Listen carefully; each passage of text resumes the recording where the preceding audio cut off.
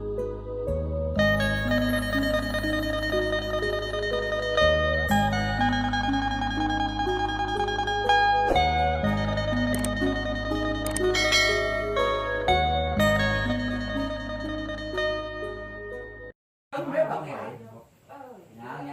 นมือสุดท้ายแล้วเด้อ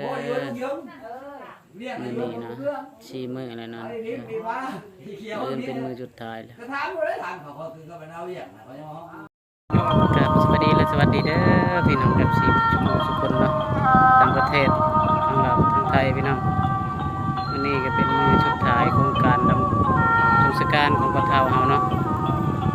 เริ่มแต่เพิ่นได้เสียชีวิตแต่มื้อวันที่14เดือน4ปี2026นี่จนฮอดมื้อวันที่18เดือน4เนาะ4-5 มื้อนอนอยู่เรือนที่นั่นก็กำลังเดินทาง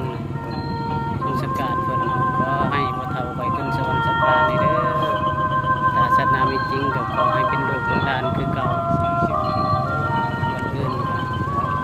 เราก็ไลค์กดแชร์พูดแล้วหน่อยเนาะเอาบุญนำกันเพื่อเป็นกำลังใจเด้อทุกคนเนาะ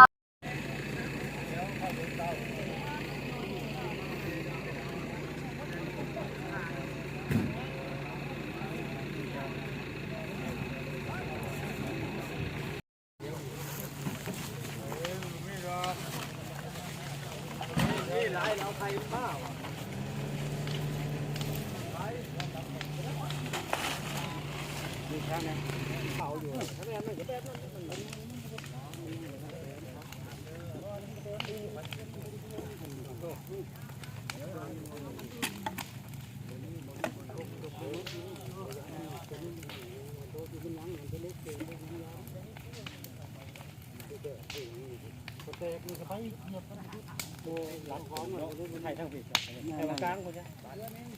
ทำเมื่อก็เห็นเนาะหลายคนทันเนาะไม่เนี่ยธรรมดาหมดไทยกลางเลยนะตัวมันเป็นลมเนี่ย